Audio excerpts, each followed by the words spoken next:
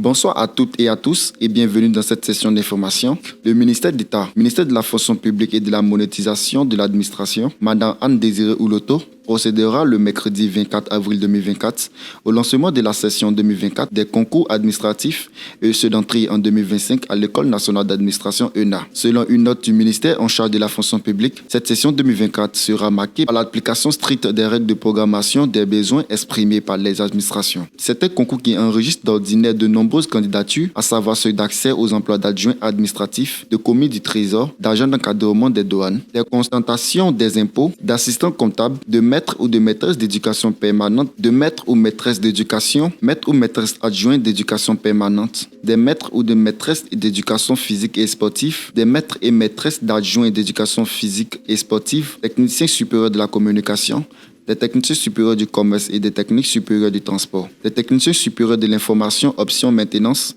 et réseaux télécommunications ne sont pas ouverts en 2024. La note clarifie que l'administration publique n'a exprimé aucun besoin des personnes dans des emplois subventionnés, ajoutant que certains concours qui n'avaient pas été organisés lors de la session directe précédente, tels que le concours direct des pompiers civils, agents servant des recrutements, des techniciens supérieurs des travaux publics option eau et assainissement seront ouverts pour cette session 2024, afin de répondre aux besoins expérimentés de ces emplois. Le ministère en charge de la fonction publique prévoit également la reconduction de certains concours ouverts lors de la session précédente et qui n'avaient pas enregistré de candidature au niveau de la diaspora, malgré l'existence des réels besoins de ces emplois dans l'administration publique. Il s'agit notamment de ceux de démographes, ingénieurs de travaux publics option bâtiment, ingénieurs des travaux publics option route et transport, ingénieurs statisticiens, économistes, médecins, spécialistes, cardiologues, néphrologie. Continuons avec une note de société. La Côte d'Ivoire vient de recevoir l'accord des principes pour recevoir les vaccins de lutte contre le paludisme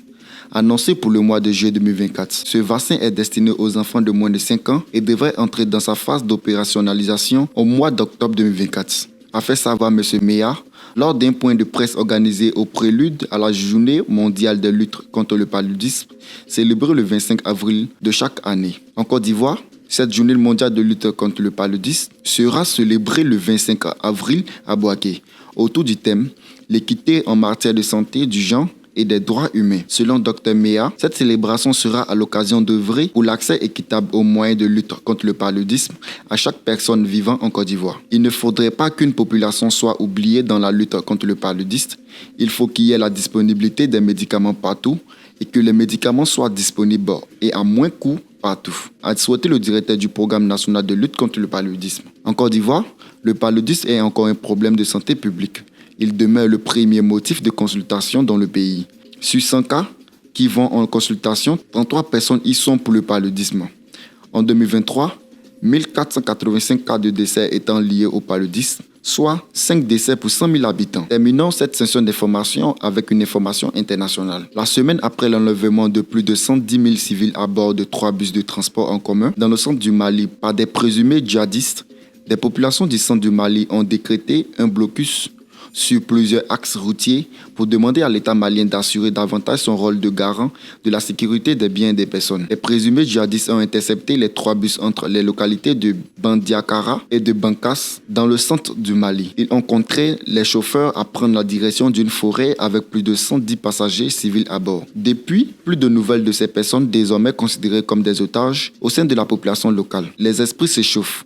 Les jeunes de plusieurs localités du centre ont organisé des manifestations hostiles au gouvernement malien et bloqué des axes routiers. La situation est tendue. Dans une déclaration rendue publique, plusieurs associations de la région de Bandiakara dénoncent la dégradation de la situation sécuritaire sur place. La région de Bandiakara est plongée dans le doute, le cauchemar. Lit-on dans la même déclaration qui évolue à plusieurs centaines le nombre total des civils kidnappés ces dernières semaines dans le centre du pays. Face à la persistance des attaques djihadistes, les forces vives locales dénoncent l'inaction des forces armées et de sécurité, avant de menacer, si l'État ne fait rien pour la libération de tous les civils enlevés et pour ramener la sécurité, le mouvement de contestation va s'édurcir et s'étendre à d'autres localités.